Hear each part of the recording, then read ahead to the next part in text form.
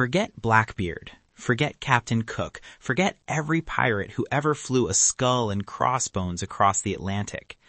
The most successful pirate in all of recorded history was not a man. She was not European. She did not start on a ship. She started in a floating brothel in the harbor of Canton, China.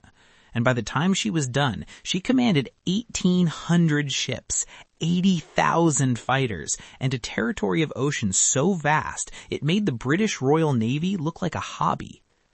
Her name was Zheng Yi Sao, and the empires of the world, Chinese, British, Portuguese, did not defeat her. They begged her for peace. She gave it to them, on her terms, with her fleet intact, with her fortune secured. And then she walked away, sailed her entire armada into Canton harbor with all flags flying, and retired to run a gambling house. She died in her bed at 69, wealthy, free, and completely undefeated. This is the story they didn't put in your history books. This is the story of the pirate queen who won. To understand Zheng Yi Sao, you have to understand the South China Sea in 1775. The year she was born, it was not a body of water. It was a highway, the most profitable trade corridor on Earth, running from Canton, the great port city of southern China, down through the island chains of Southeast Asia, branching west toward India, east toward the Pacific, and threading through straits so narrow that a single squadron of ships could control the flow of an entire continent's commerce. Canton itself was a city of 1 million people and an international trade station like no other. European ships arrived in fleets, anchored offshore, and sent their merchants into the waterfront districts to negotiate with Chinese trading houses under strict rules set by the Qing dynasty. The dynasty controlled what Europeans could buy, where they could go, and who they could speak to. The Europeans complied because the goods they wanted, silk, porcelain, tea, spices, were worth fortunes back home, and there was no other source. And floating in that harbor, among the trading junks and fishing boats and naval patrol vessels, were the flower boats. They were exactly what the name suggests, large, brightly painted floating establishments moored in the outer harbor, catering to sailors, merchants, dock workers, and officials. Women who worked on the flower boats lived and died in that world. Most of them had no other option. Shi Yang was born in 1775, somewhere in Guangdong province, into that world. By the time she was in her early 20s, she was working on one of those boats in Canton Harbor. What she was also doing, which no one around her seems to have recognized as remarkable at the time, was watching the ships. In 1801, a pirate commander named Zheng Yi came to Canton. Zheng Yi was not a small-time criminal. He came from a dynasty of pirates. His family had operated in the South China Sea for generations. He commanded the Red Flag Fleet, 200 ships, thousands of fighters, a territory of ocean that ran from the coast of southern China south toward Vietnam. The Qing Imperial Navy avoided him when it was sensible and failed to defeat him when it was not. He was, in the language of the sea, one of the most dangerous men alive. He wanted to marry Shi Yang. What happened next is where the story shifts permanently. She said yes, but not immediately and not unconditionally. The accounts that survive, Chinese court documents, European merchant logs, the later pirate chronicle Jing Hai Fen Ji, all agree on the basic structure of the negotiation. She demanded terms. Equal command of the fleet, a share of all prize revenue, decision-making authority on significant operations. She was 26 years old, working on a floating brothel in Canton Harbor, and she negotiated a power-sharing agreement with the most powerful pirate in the South China Sea before agreeing to marry him. He accepted. They married. She became known as Zheng Yi Sao, meaning simply wife of Zheng Yi. And she got to work. Over the next 6 years, Zheng Yi and Zheng Yi Sao built something that had never existed before in the South China Sea, a unified pirate confederation. The previous model was fractured and territorial, dozens of independent pirate groups operating in overlapping areas, fighting each other as often as they fought their targets. Zheng Yi's innovation was to replace competition with structure. He united 6 major fleets under a single command hierarchy, each fleet identified by a colored flag, red, black, white, yellow, blue, green, each operating in an agreed zone, each contributing to a shared prize fund, each bound by a common set of operational rules. Zheng Yi commanded the red flag fleet directly. Zheng Yi Sao ran the logistics, the finances, the intelligence network, the network of coastal villages and town officials who supplied food, water, and information in exchange for protection payments. She was the administrative backbone of the entire enterprise. By 1805, the Confederation controlled 400 junks and somewhere between 40 and 70,000 fighters. The South China Sea, for practical purposes, was theirs. Merchant ships paid pass fees or were attacked. Coastal towns paid tribute or were raided. The Chinese imperial fleet engaged them occasionally, lost consistently, and retreated. The British East India Company, whose ships ran the Canton trade, noted the situation with increasing alarm. Their correspondence from this period is full of frustrated references to pirates who ignored warnings, sailed past naval escorts with what one officer called the utmost coolness and indifference, and continued operating as if the Royal Navy were not there, because, effectively, it wasn't. On a night in November 1807, Zheng Yi died. He was caught in a typhoon off the coast of Vietnam. The sea that had made him took him. He was 42 years old. What happened in the days that followed tells you everything about how Zheng Yi Sao had positioned herself. By rights, succession in the Confederation should have gone to one of the 6 fleet commanders, men with their own ships, their own crews, their own territorial claims, and no particular reason to accept a woman's authority over them. The Qing dynasty assumed the Confederation would fracture. The European trading companies assumed the same. The threat, they thought, had solved itself. They were catastrophically wrong. Zheng Yi Sao moved immediately. She consolidated her position with the Red Flag Fleet by cementing her alliance with Zhang Bao, Zheng Yi's adopted son, a captured fisherman's boy who had risen to become the most gifted military commander in the Confederation. Zhang Bao was young, charismatic, battle-hardened, and loyal. He became the operational commander of the Red Flag Fleet and her second-in-command. She became the strategic commander of everything else. She then negotiated separately and simultaneously with each of the other 5 fleet commanders. The details of those negotiations are not recorded. What is recorded is the outcome. All 5 submitted to her authority. Within weeks of her husband's death, Zheng Yi Sao controlled the largest pirate confederation in human history. One of the first things Zheng Yi Sao did after taking command was codify the rules. The Articles of the Confederation were a document unlike anything produced by any pirate organization before or since. They were not suggestions. They were law. They were enforced with a consistency that made them meaningful. The rules were stark. Any pirate who left the fleet without authorization would have his ears cut off on the first offense. The second offense was execution, no exceptions. All plunder had to be reported to the fleet's quartermaster before distribution. A ship that concealed captured goods would see the offending crew members whipped, or, if the concealment was repeated, executed. Each ship that captured a prize kept 1/5 of the value.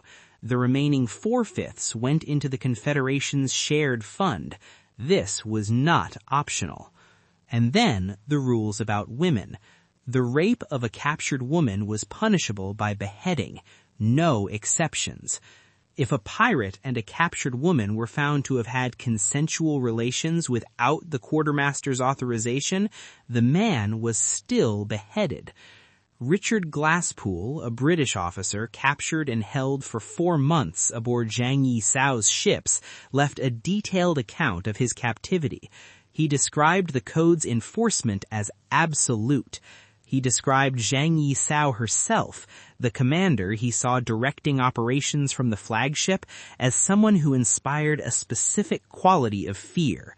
Not the fear of random cruelty, but the fear of someone who knew exactly what she was doing and could not be deceived.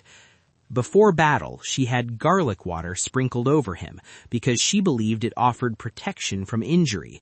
She wanted her gunner to survive the fight. He did. Between 1808 and 1809, Zheng Yi Sao's Confederation reached the full extent of its power, and she used it without restraint. In July 1808, Zhang Bao led the Red Flag Fleet against the Chinese provincial fleet guarding the Pearl River Delta, the approach to Canton itself. The battle lasted 16 hours. The provincial fleet was destroyed. The Chinese admiral, facing the impossible task of explaining this outcome to the Qing court, committed suicide. In July 1809, the Chinese rebuilt their fleet and tried again. The second battle is remarkable for one detail. Both fleets were becalmed. No wind, no sail, no conventional naval maneuver possible. Zheng Yi Sao ordered her men into the water. 80,000 pirates in the sweltering heat of a South China Sea summer, stripped and swam to the enemy ships and boarded them. The Chinese fleet was overrun in the water. The second admiral surrendered. By September 1809, the Confederation had pushed to within 16 miles of Canton itself. Coastal towns were systematically raided. A British naval officer aboard HMS Phaeton watched a column of 60 to 70 pirate junks sail past his warship in attack formation. He ordered a warning shot. The junks kept going. He opened fire. The junks kept going. They did not return fire. They did not need to. The whole of the Pearl River Delta was effectively under her control. By late 1809, the Qing dynasty had done something it found deeply humiliating. It had asked the Europeans for help. The Portuguese, whose colony at Macau sat directly in the path of the Confederation's operations and whose ships had been attacked repeatedly, agreed to cooperate. British warships in the region were also drawn in. In November 1809, a combined Chinese and Portuguese fleet trapped Zhang Bao's forces in Tungchung Bay, a natural harbor that seemed to offer no escape. Fire ships were prepared. The blockade was drawn tight. The plan was to burn the fleet. Zhang Bao's response, directed by Zheng Yi Sao from the flagship, was to attack at night into the thickest part of the blockade, blast through, and escape into open water. The fire ships were dodged. The Portuguese and Chinese squadrons, unprepared for an offensive breakout into a night engagement at close quarters, fell back. The Confederation sailed free. The Portuguese military commander was furious beyond language. The Qing court received the news and quietly began preparing for a different approach. Nothing that large holds together forever. By early 1810, the Confederation was showing its first genuine fractures. Not from outside. No combined force had defeated it. From inside. The leader of the Black Flag Fleet, one of the 6 original commanders, a man called Guo Podai, had grown increasingly resentful of Zhang Bao's elevated status. Zhang Bao commanded the Red Flag Fleet, held Zheng Yi Sao's trust, and was the most celebrated captain in the Confederation. Guo Podai's jealousy was not subtle. When Zhang Bao's fleet was engaged by a combined Chinese-Portuguese squadron at Lantau in November 1809, Guo Podai declined to send his fleet to assist. Zhang Bao nearly lost the battle. Zhang Bao retaliated. He attacked Guo Podai's fleet directly. Guo Podai, realizing the internal war would consume him, did the only rational thing available. He surrendered to the Qing authorities in January 1810 and accepted a pardon and employment as a pirate hunter. With 100 ships of the Black Flag Fleet now operating against her, and with 9 years of continuous warfare straining her supply lines and her captain's patience, Zhang Yi Sao made a decision. She chose to negotiate. What followed was not a surrender. The language matters here. Zheng Yi Sao walked into the office of the Viceroy of Liangguang, the Qing official responsible for the entire southern region, and presented her terms. The Viceroy, Bai Ling, had been trying to destroy her fleet for 3 years. He was now listening to her outline the conditions under which she would stop. Her terms: full pardon for all pirates under her command, permission for former pirates to keep their plunder, Zhang Bao to receive a formal commission as a lieutenant in the Qing Imperial Navy with permission to keep 20 of his junks, and permission for Zheng Yi Sao herself to officially marry Zhang Bao. The Viceroy agreed to everything. On April 20th, 1810, Zheng Yi Sao and Zhang Bao formally surrendered.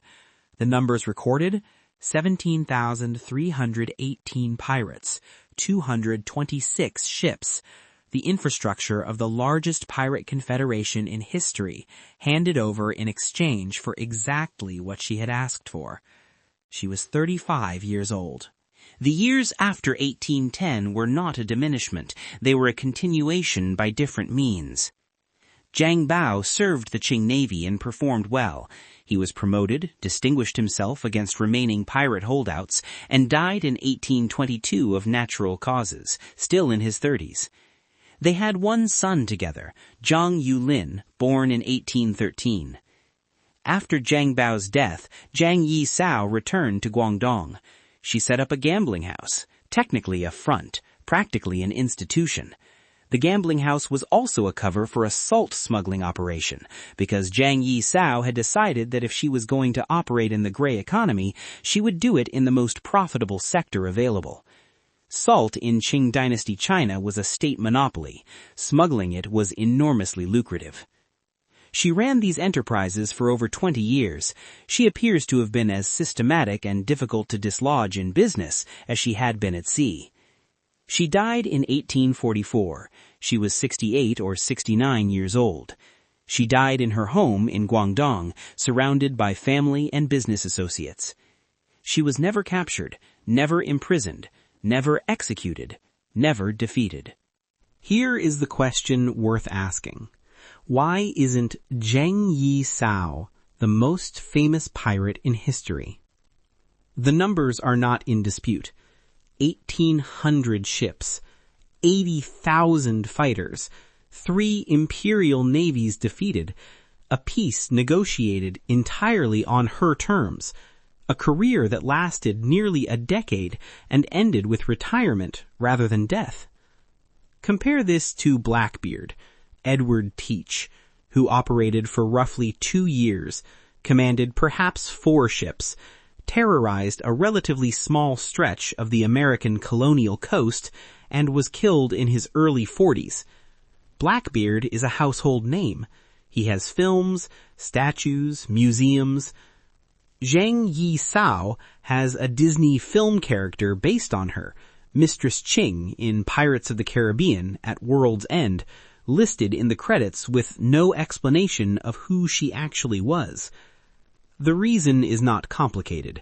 She was Chinese. She was a woman. She came from the bottom of the social hierarchy. The histories that survived were written by the empires she defeated in languages that Western audiences could read, and those empires had every reason to minimize the record of a woman who had outmaneuvered them completely. The philosopher Jorge Luis Borges wrote a short story about her in 1935, one of the few Western literary figures to take her history seriously. His account is 9 pages long. It is the first most Western readers ever encountered her name. She commanded 1,800 ships. She got 9 pages. There is a moment at the end of her story that no film has captured yet. April 18th, 1810. She sailed her entire remaining fleet, 260 junks, into the harbor at Canton. All flags flying, not white flags, her flags, the red flags of the Confederation, the colors of the fleet she had built and commanded and kept intact for 3 years against the combined military pressure of 3 empires. She then walked ashore, walked to the office of the viceroy and presented her terms for peace. She did not arrive in chains. She was not escorted by guards. She was not dragged in as a prisoner. She arrived as a commander concluding a negotiation on her own schedule, in her own time, at the place of her choosing. The viceroy gave her everything she asked for.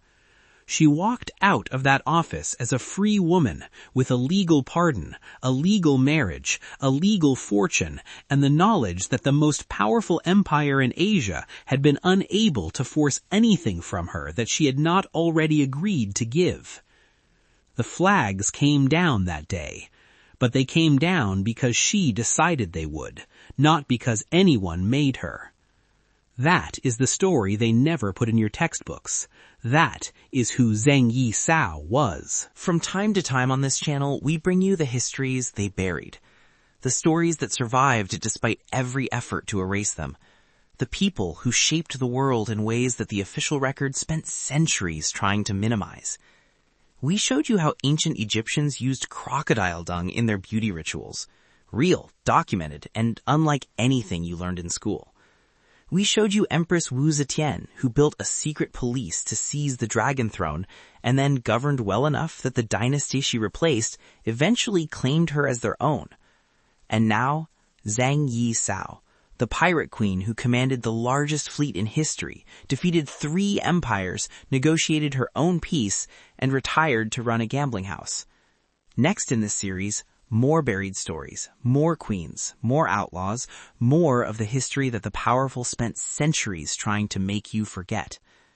If you want the history they never put in your textbooks, subscribe, hit the bell. We'll see you at the next one. And tell us in the comments, she's the most successful pirate who ever lived. So why do you know Blackbeard's name and not hers?